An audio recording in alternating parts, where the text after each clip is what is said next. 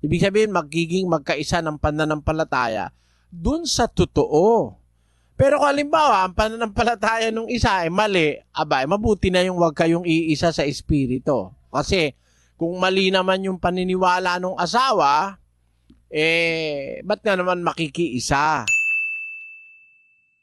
Magandang araw po sa inyong lahat, Sir JR po ng Usap-Usap University at mga ka-U3. Welcome back na naman po sa ating regular show dito po sa Usap-Usap University. Para po sa mga baguhan ng ating po ginagawa dito, tayo po ay nanonood ng mga religious discussions, mga preachings, mga sermons. And isa po sa mga pinakapopular po na request sa ating pong Facebook actually is yung patungkol daw po sa mga topics sa pamilya, mag-asawa, ayan, issues, and kung magkakaiba ng reliyon nyo, something like that. So ang ating pong staff, I'm very grateful na nakompile po ang mga videos ng preaching ni Brother Eli Soriano actually. So this particular source video po ay compilation ng mga preaching, itanong mo kay Soriano episodes, and of course that is from Brother Eli Soriano ng Members Church of God International. Siya po ang pinaka-in-demand sa ating channel. Sa akin pong background sa pag-aanalisa, ako po ay dating university debater mula po sa MSU IIT sa loob po ng 3 taon. Ako rin po ay nakapagdebate sa ABS-CBN News Channel, member ng isang international public speaking organization,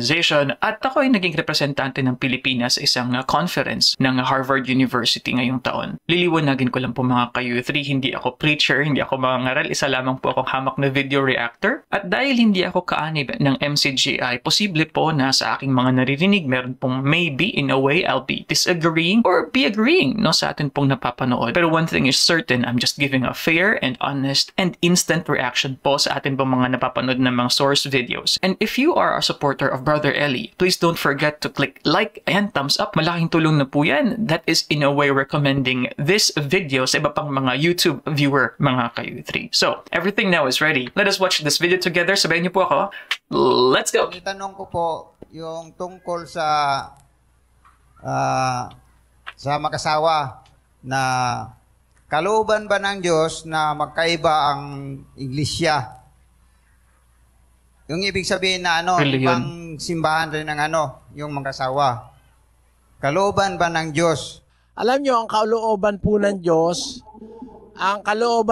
Diyos ay ang mag-asawa maging isa. Ang katunayan dun sa Mateo 19, ganito ang ating mababasa.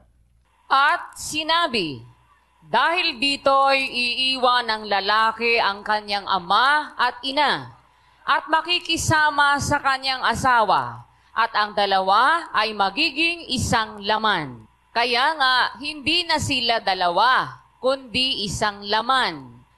Ang pinapagsama nga ng Diyos ay huwag papaghiwalayin ng tao. Ayan, sabi sa Biblia, ang mag-asawa magiging isang laman. Yun ang kalooban ng Diyos. Pero lalo pong maganda kung magiging isang espiritu. Ibig sabihin, magiging magkaisa ng pananampalataya dun sa totoo. Pero kung halimbawa, ang pananampalataya ng isa ay mali, mabuti na yung wag kayong iisa sa espiritu. Kasi kung mali naman yung paniniwala ng asawa, ba't nga naman makikiisa? Pero maganda kung magkakaisa kayo dun sa katotohanan. Kaya masasabi ko, kung halimbawa, mali naman yung pananampalataya ng asawa mo, di huwag ka makipagkaisang espiritu, pero magkaisang laman kayo. Yun ang sabi sa Biblia. Hindi po kalooban ng Diyos na magkaiba kayo ng iglesia. Siyempre, ang kalooban ng Diyos, gusto niya lahat ng tao magkaisa sa totoo. Kung yung asawa mo ayaw umalis sa mali, lalabas hindi kalooban ng Diyos na magkaiba kayo ng iglesia. Ganun po ang ibig kong sabihin, kapatid. Medyo maiksi lang po pala yung unang video, mga ka-U3. We become one in flesh, right? Pero Brother Eli is also mentioning here, becoming one in spirit. And that means the spirit being one in the truth. So, kung hindi naman in the truth, parang sinasabi ni Brother Eli, wag na lang silang mag-unite ang mag-asawa. Meron tayong bagay ng tao, a thing of men, na yung ating pagkakagusto, pagkakaroon ng crush o pagmamahal, pag-ibig, merong instinct ang tao na kahit halimbawa maganda para sa iba, sa kanya hindi maganda eh. Ngayon, kahit hindi maganda, sa iba, sa kanya maganda. Yun ang nagugustuhan niya. Ako kasi sa haba na ng panahon na ako'y nagtuturo sa mga kapatid sa Iglesia ng Diyos, madalas akong pagka mayroong magpapakasal, makikita ko, sabi ko, tinan mo nga naman kako ang kalooban ng Panginoon.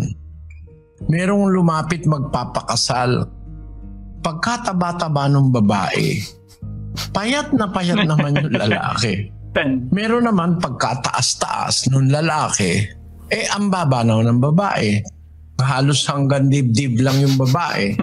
Minsan naman baligtad, yung babae naman ang mataas, yung lalaki naman ang maliit. Meron akong nakita, yung babae pagkaganda-ganda, ang puti-puti. Sukat ang magustuhan Pagka-itim-itim. ang isang tao, kung tawagin Pedrong Tapak. Alam mo kung bakit?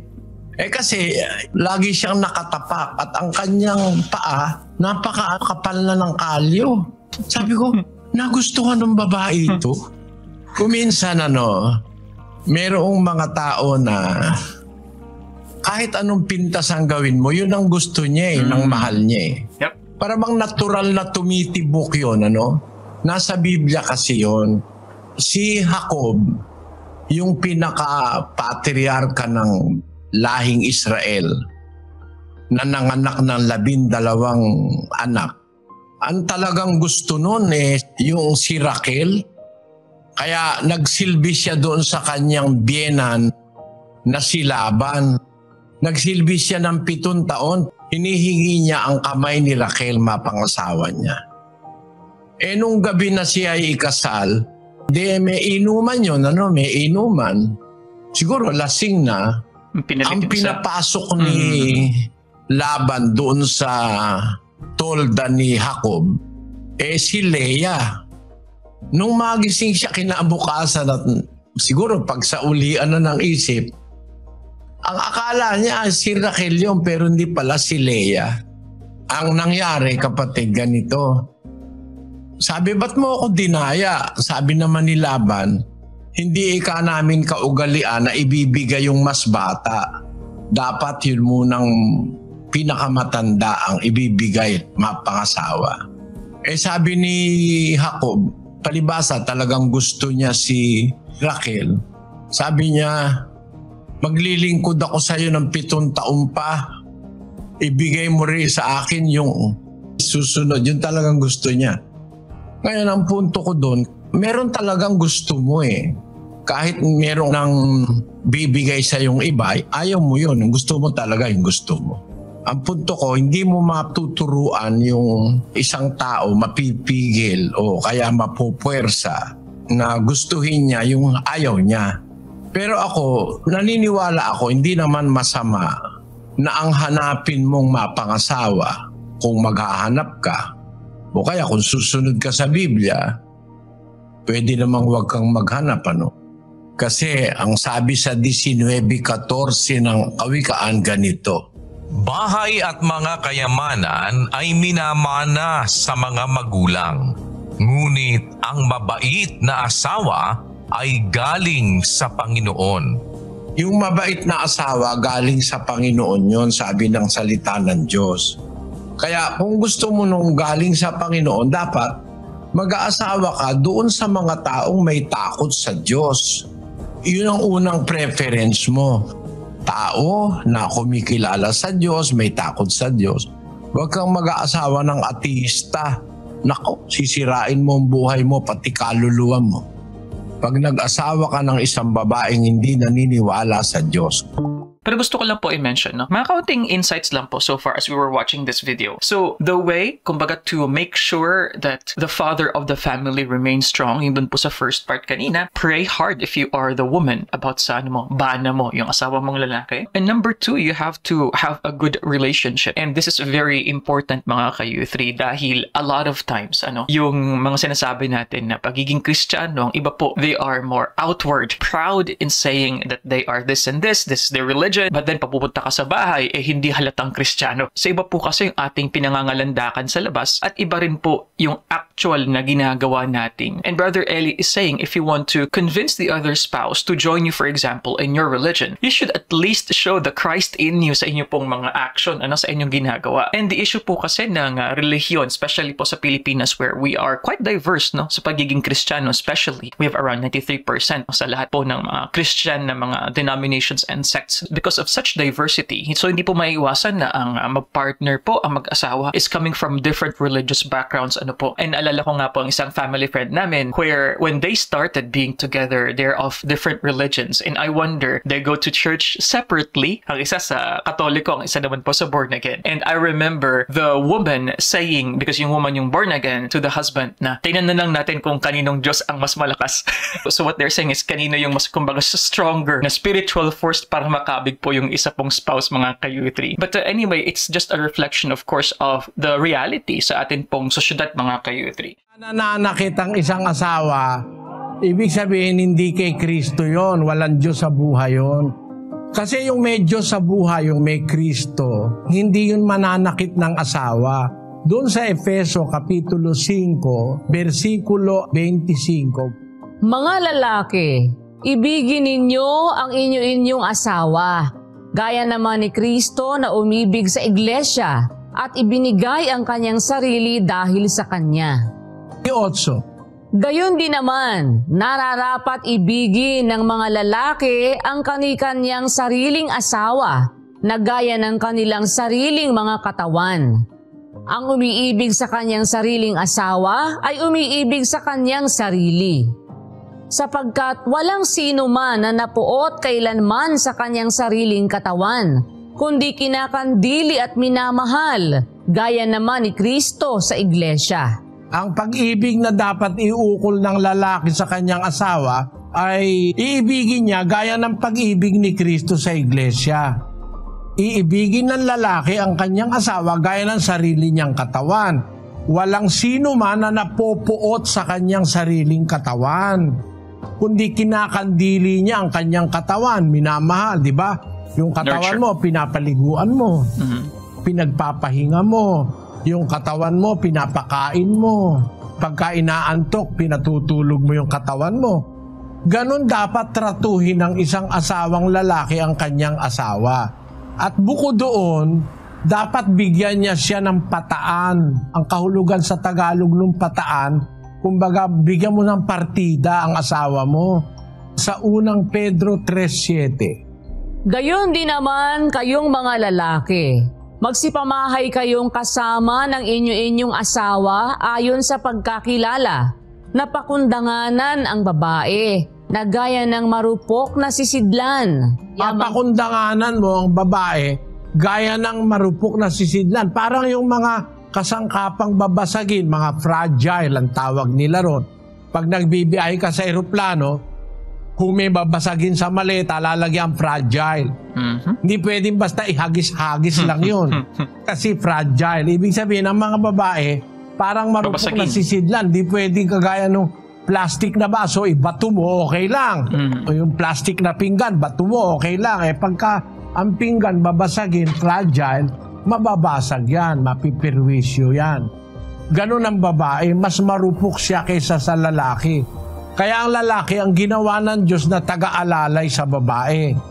Kumbaga, safekeeper ang lalaki. Pagka ang lalaki mismo, siya pa nang bubugbog sa asawa, alam mo ang ibig sabihin nun?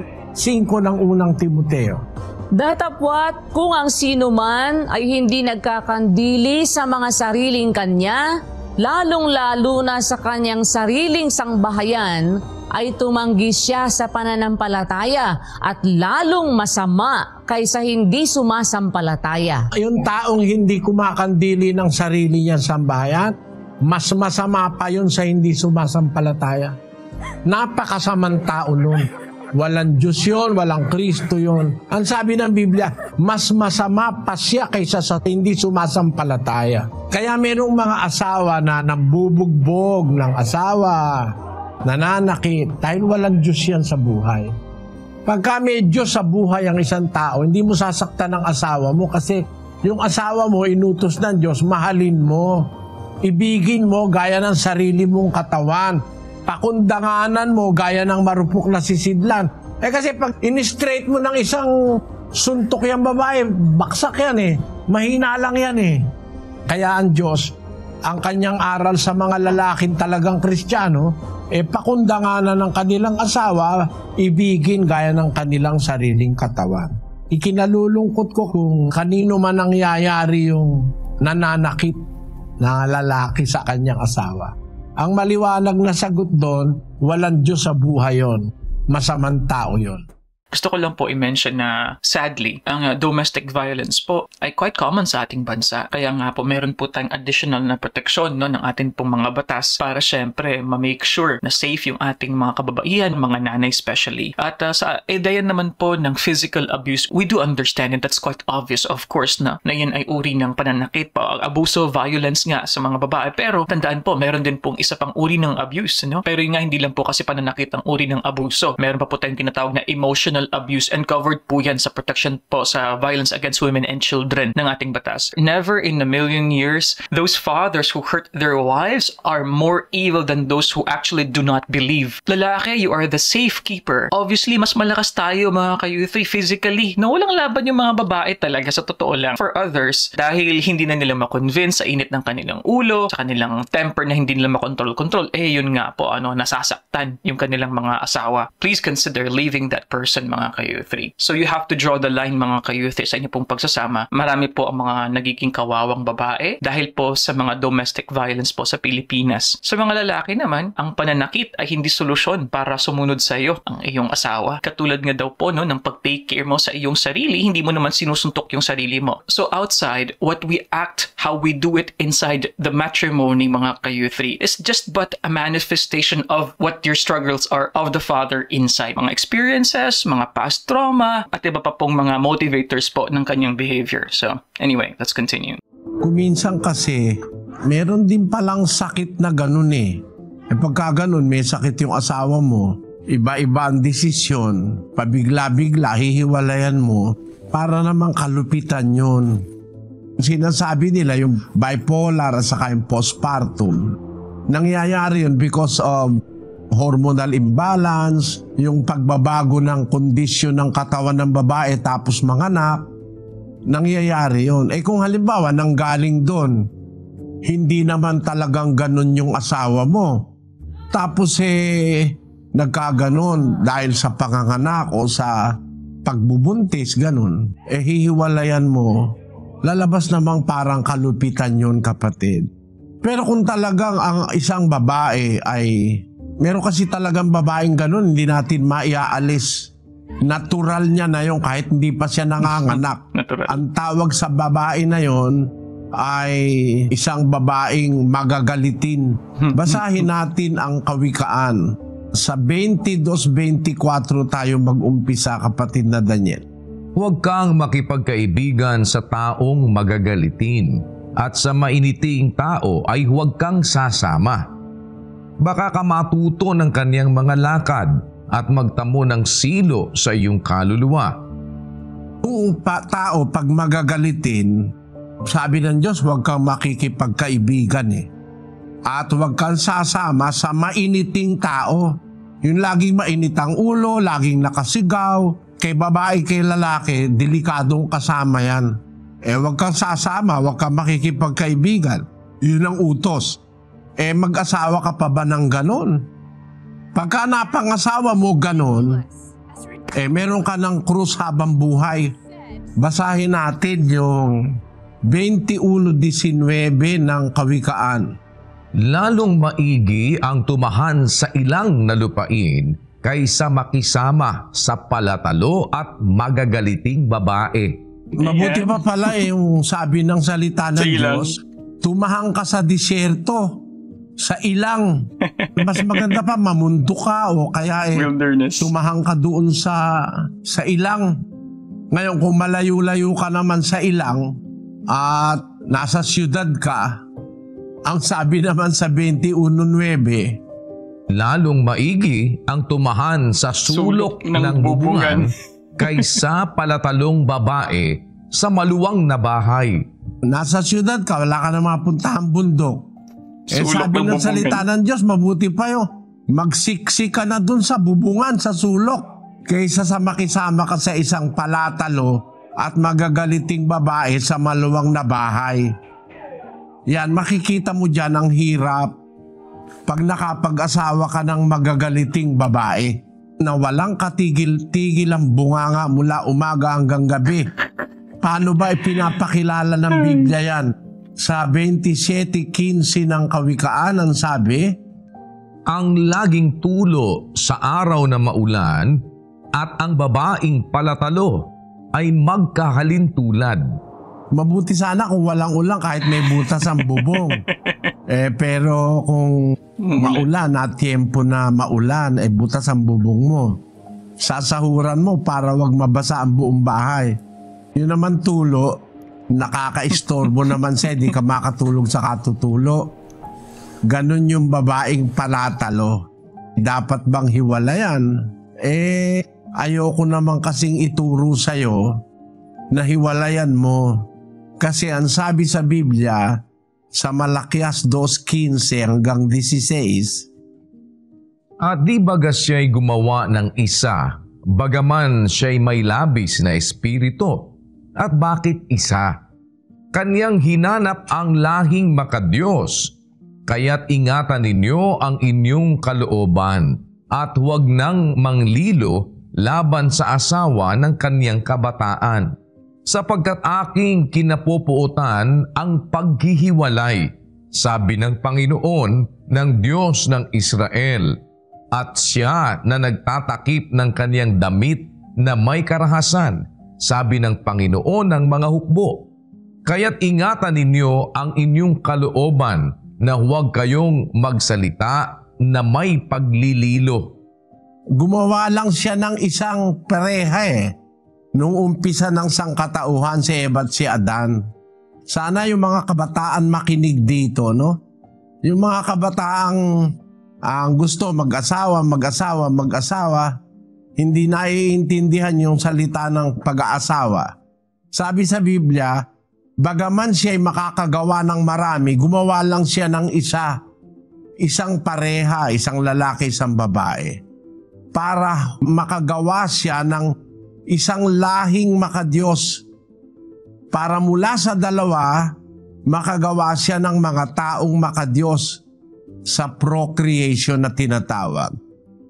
Kaya ang sabi ng Diyos, huwag manglililo laban sa asawa ng kabataan.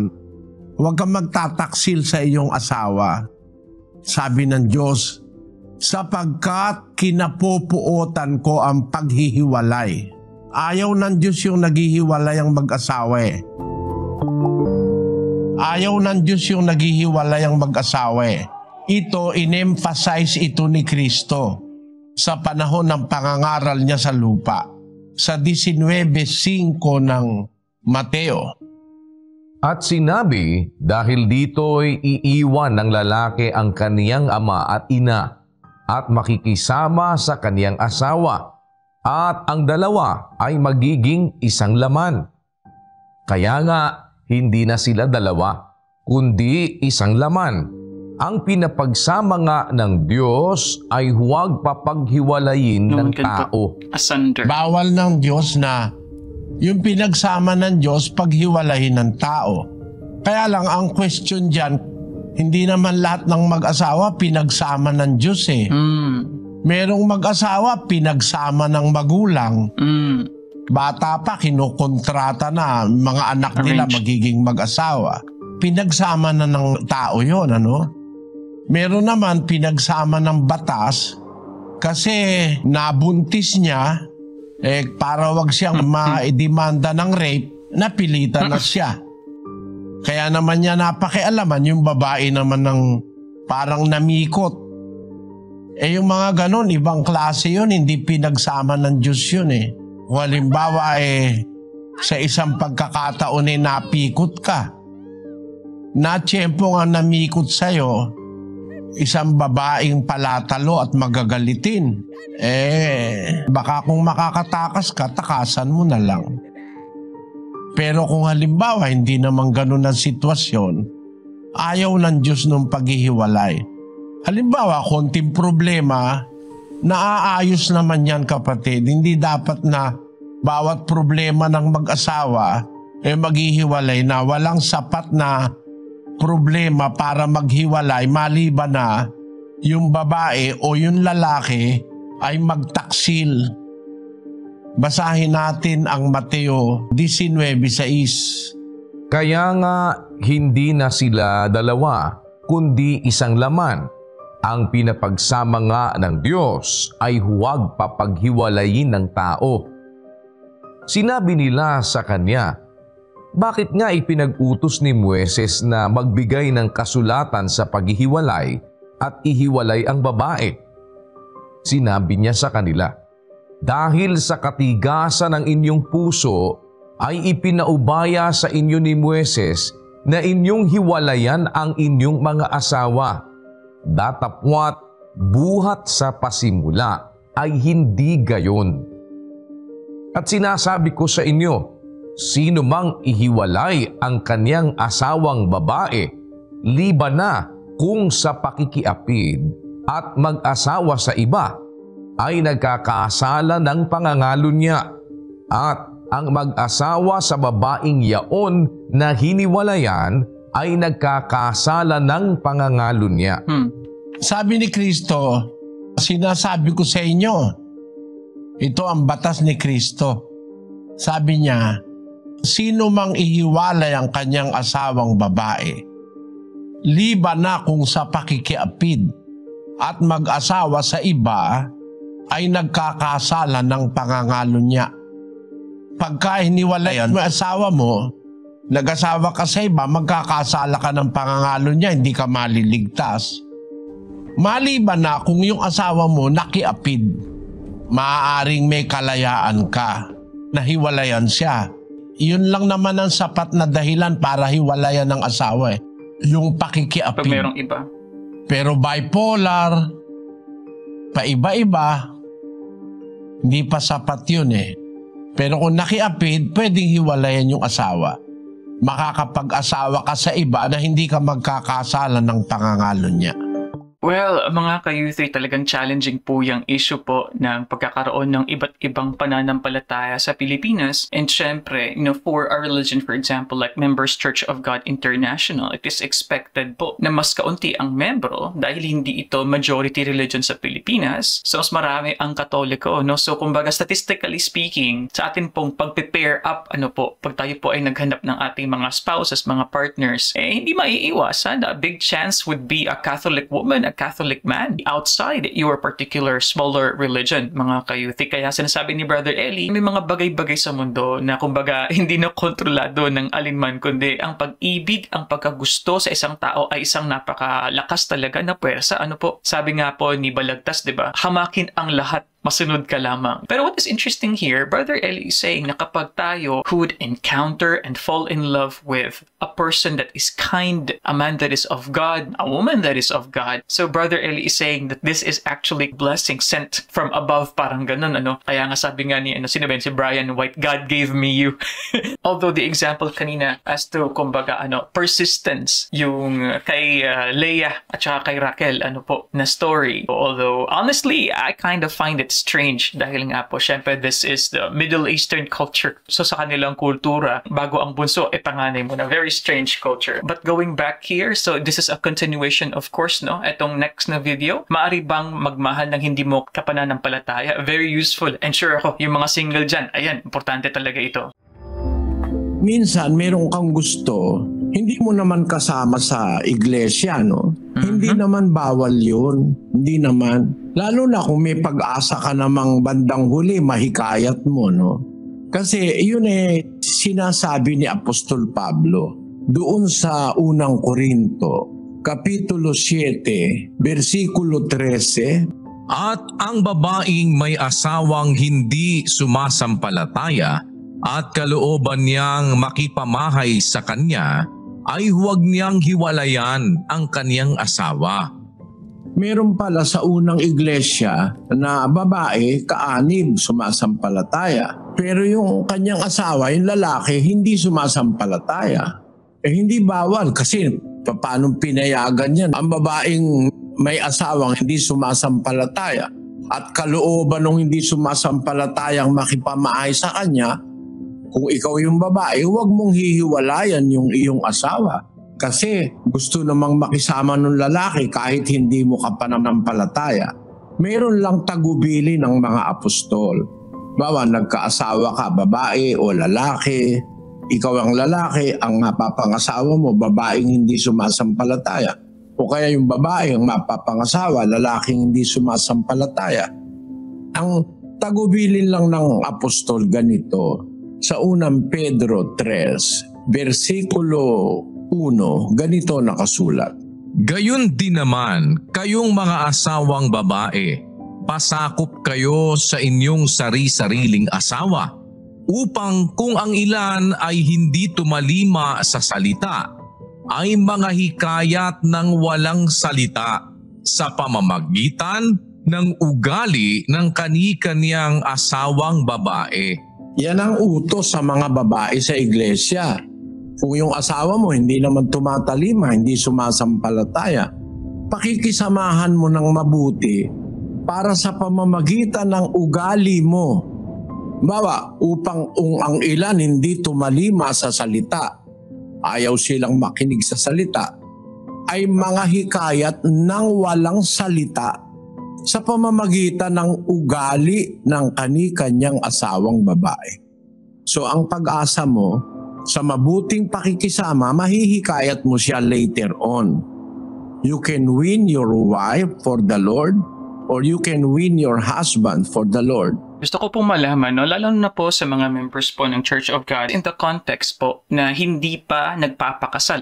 Kasi yung isang lalaki ay Katoliko or Iglesia ni Cristo for example, and then yung babae is member nga ng MCGI. So sa pagpapakasal, required po ba na ang lalaki ay mag-convert into MCGI, mga kayuti, para po may kasal sila? O okay lang po ba na may seremonya po na gano'n, pero ang isang spouse ay hindi member po ng MCGI? Still, magko-continue pa rin ba yung marriage under sa Iglesia ng Diyos? Kasi po for others, di ba po, dapat ma-convert, ini-require na yung isang member ay magiging member ng, for example, Iglesia ni Cristo. And I remember yung recent case po nito, si Cristel Fulgar nga, yung isang YouTuber na kung saan ang kanyang bana na Koreano ay nagpa-convert, no, into Iglesia ni Cristo para nga sila ay makasal. So as mentioned, statistically speaking, hindi po talaga maiwasan yung pagkakaiba-iba po ng ating pananampalataya. And Brother Eli simply here is saying na hindi naman masama. And that's actually quite logical, of course.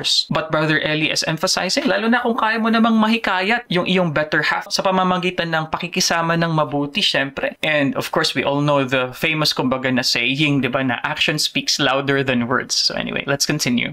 Yun ay nagaganap pag mabuti kang makisama. May pantas kang pakikisama sa asawa mo kahit hindi sumasampalataya. Gaya nung sinasabi sa talata, pagiging pantas yung makahikayat ka. He that winneth souls. Basahin natin sa Tagalog. Ang bunga ng matuwid ay punong kahoy ng buhay, at siyang paantas ay humihikayat ng mga kaluluwa. Yung pantas nakakahikayat ng mga kaluluwa. Yung kaluluwa papunta sa Diyos, Pero pag ang hihikayat sa tao, mga kampo ng demonyo, mas madaling manghikayat Pero pagka yung panghihikayat sa Diyos, ang nakakagawa noon na makahikayat siya sa Diyos ay yung pantas. Kaya merong provision, kapatid, sa Biblia. Kung nagustuhan mo, talagang yun ang gusto mo. You want to spend the rest of your life with that particular person. Kahit hindi siya kapananampalataya, pwede naman, hindi naman ipinagbabawal yun. Kaya lang, meron kang tinitignan na obligasyon sa hinaharap. Mahihikayat mo ba siya? Sa magandang pakikisama mo, madadala mo ba siya sa Diyos? Kung ang sagot ng puso mo'y oo, pwede kang mag-asawa. Okay mga ka-U3, so dyan po nagtatapos ang ating episode ngayon at sure po ako, syempre, may magko-comment naman po dyan na bitin. And I'm very grateful po sa atin pong staff sa nag-compile po ng mga Brother Eli Itanong Mo episodes. And medyo diverse siya in a way dahil yung una po is about different religions, no? What if magkaiba kayo ng pananampalataya habang nagsasama? Up until even, the reasons kung paano o ano yung allowable na pwede nang maghiwalay yung mag-asawa. And I discuss din yung kumbaga paraan ng paghihikayat. So gusto ko lang po ma-mention dun po sa last part kanina, yung pagpili is kung may makita ka ng tao na bad temper, mainitin ng ulo. I like how Brother Eli is simply saying that this will be a burden for you forever, lifetime sa inyong pagsasama kapag ang isang tao na pinili mo ay magagalitin. Nagustuhan ko rin po yung analogy, parang tumutulong tubig. And interestingly, during the Chinese times, isa pong paraan ng pagto-torture sa mga tao ay ang tulo ng tubig. So interesting but very psychological. Kasi nga naman po, hindi tayo mapakali kapag meron pong isang huni na pabalik-balik, di ba nga po, kahit na hindi yan ganun kalakas, pero kapag nakukuha yung attention mo na isang particular na bagay na pabalik-balik, ay talagang kumbaga nakakarindi, di ba po? So Brother Eli also mentioned interesting fact na ang isa sa mga kumbaga quote-unquote valid reasons para iwanan mo yung bana mo, yung asawa mo, is with regards to pangangalunya. So dahil na-cover po natin ang domestic violence issue mga ka-U3, ano po yung perspective ng Church of God? For example lang nga po, na ang isang member po, say ang bana, na member ng Iglesia ng Diyos, ay actually na-discover na nananakit sa kanyang asawa. Ano po kaya ang mangyayari nun?